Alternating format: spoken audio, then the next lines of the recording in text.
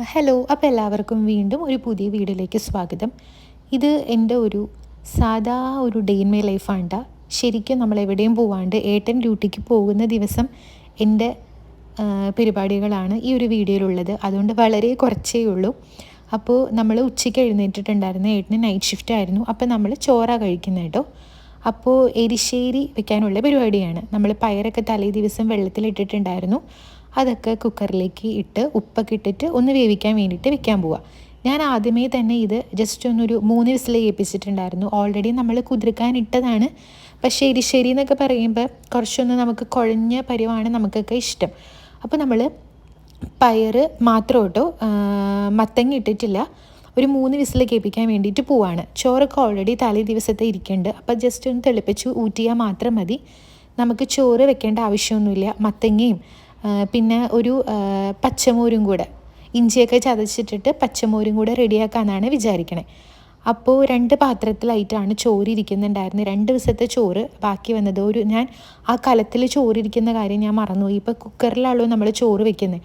അപ്പോൾ അതുകൊണ്ട് റൈസ് കുക്കറിൻ്റെ ആ കലത്തിൽ ബാക്കി വരുന്ന ചോറ് ഞാൻ എടുത്ത് വെക്കാറുണ്ട്. പക്ഷെ ഞാനത് മറന്നുപോയി. അങ്ങനെ 2 പാത്രത്തിലായിട്ട് നമുക്ക് ചോറ് ബാക്കിയുണ്ടായിരുന്നു. അപ്പോൾ അതുകൊണ്ട് ഇന്ന് ചോറൊന്നും വെക്കേണ്ട വന്നില്ല. അപ്പോൾ അതൊക്കെ ഒന്ന് തണുപ്പ് മാറാൻ വേണ്ടിയിട്ട് വെളിയിലെടുത്ത് വെച്ചിട്ടുണ്ട്. പിന്നെ നമ്മൾ ഇങ്ങനൊരു പീസായിട്ട് ഇത് ഒന്നാണോ അരയാണോ എന്ന് എനിക്കറിയില്ല കേട്ടോ. അപ്പോൾ ആദ്യം ഞാൻ വിചാരിച്ചത് ഈ ഒരു മത്തങ്ങ കംപ്ലീറ്റ് നമുക്ക് പയറിലോട്ട് ഇടാമെന്നാണ്. പക്ഷെ ഞാനിട്ട പയറിൻ്റെ അളവ് കുറച്ച് കൂടി പോയിട്ടുണ്ടായിരുന്നു.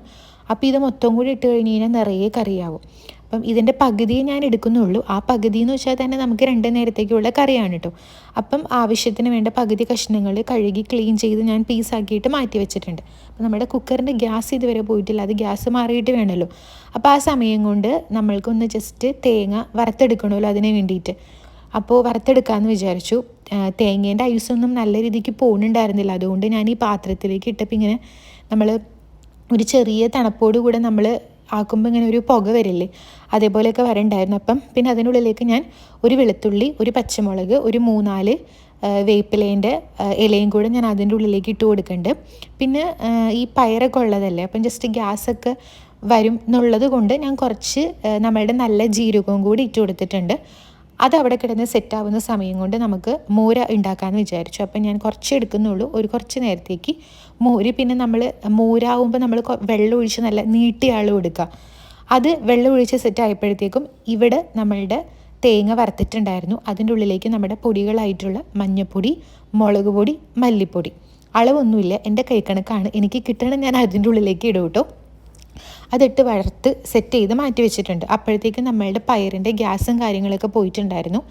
പിന്നെ നമ്മൾ ആ പകുതി മത്തങ്ങയും കൂടി ഇട്ടിട്ട് ഞാൻ ഒരു വിസിൽ ഏൽപ്പിച്ചു. ഒരു വിസിൽ ഏൽപ്പിച്ചപ്പോഴത്തേക്കും നല്ലപോലെ വെന്ത് സെറ്റായിട്ട് വന്നിട്ടുണ്ടായിരുന്നു. പിന്നെ ബാക്ക് ടു മോര്. പിന്നെ അതിനുള്ളിലേക്ക് നമ്മൾ കുറച്ച് കൊച്ചുള്ളിയല്ല, ഞാൻ സവാളയുടെ ചെറിയൊരു പീസ് എടുത്തിട്ടുണ്ടായിരുന്നു. കൊച്ചുള്ളി ഉണ്ടായിരുന്നില്ല. അപ്പോൾ അത്, പിന്നെ ഇഞ്ചി, പച്ചമുളക്, വേപ്പില ഇതെല്ലാം കൂടെ ചതച്ചത് ഉപ്പൊക്കെ ഇട്ട് സെറ്റ് ചെയ്ത് അവിടെ വെച്ചിട്ടുണ്ട്. ചോറും റെഡി ആയിട്ടുണ്ട്.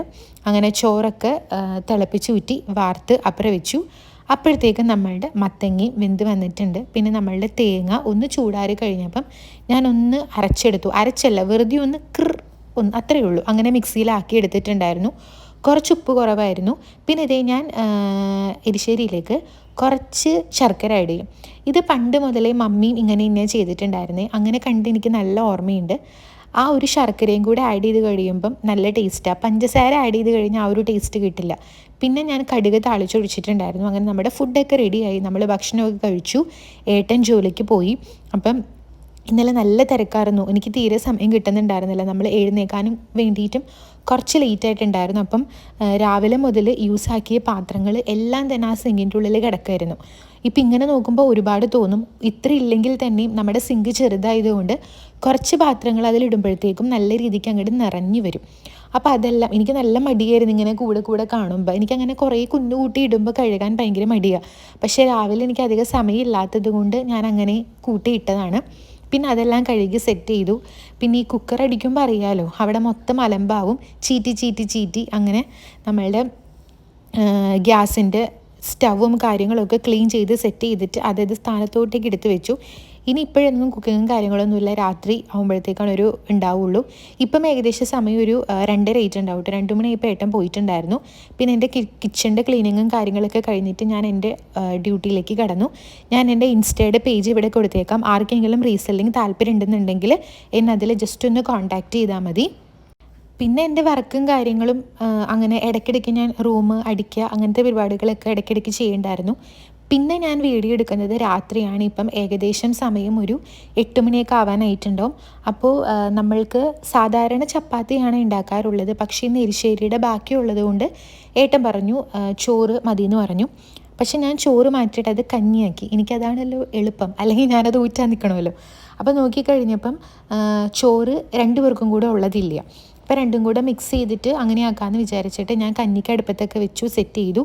പിന്നെ ഈ വീഡിയോ നിങ്ങൾ കാണുന്നത് രാത്രി 12 മണിയുടെയാണ്. 12 മണിയൊക്കെ ആയി കഴിഞ്ഞപ്പോഴത്തേക്കോ ഏട്ടൻ വന്നിട്ടുണ്ടായിരുന്നു. അപ്പം നമ്മൾ അന്ന് മേടിച്ച ഉണക്കമീൻ കുറച്ച് ബാക്കിയിരിക്കുന്നുണ്ടായിരുന്നു. ഞാനത് മസാലയൊക്കെ പുരട്ടി വെച്ചിട്ടുണ്ടായിരുന്നു. പിന്നെ അതെല്ലാം കൂടെ വറുത്ത് കോരിയിട്ടുണ്ടായിരുന്നു. സൈഡിൽ നമ്മൾ രാവിലെ വെച്ച് എരിശ്ശേരിയും കൂടി ഉണ്ട്, അതൊക്കെ ഒന്ന് ചൂടാക്കി എടുത്തു. അപ്പോൾ ഇങ്ങനെ സ്പ്ലിറ്റ് ചെയ്തിട്ടാണ്. പിന്നെ ഇതിൻ്റെ ഇടയിൽ ഞാൻ വർക്ക് ചെയ്തുകൊണ്ടിരിക്കുന്നതും അതൊന്നും നിങ്ങളെ കാണിക്കണ്ടല്ലോ എന്ന് വിചാരിച്ചിട്ട് എൻ്റെ വർക്ക് എന്താണെന്നുള്ളതൊക്കെ ഞാൻ വേറൊരു വീഡിയോയിൽ പറഞ്ഞിട്ടുണ്ടായിരുന്നു.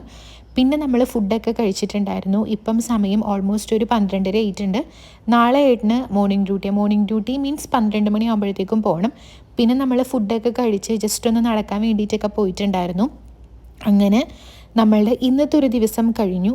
ഇതാണ് എൻ്റെ ഒറിജിനൽ ഒരു ഡേ ഇൻ മൈ ലൈഫ് എന്ന് പറഞ്ഞു കഴിഞ്ഞാൽ. നമ്മൾ വീട്ടിലെ കാര്യങ്ങൾ ചെയ്യുന്നു, ഓൺലൈൻ വർക്ക് ചെയ്യുന്നു, വീട്ടിലെ കാര്യങ്ങൾ ചെയ്യുന്നു, ഓൺലൈൻ വർക്ക് ചെയ്യുന്നു. അതിങ്ങനെ ഇടവിട്ട് ഒരു റെഗുലർ ഇൻ്റർവെൽസ് എടുത്തിട്ട് ഞാൻ ചെയ്തുകൊണ്ടിരിക്കുക.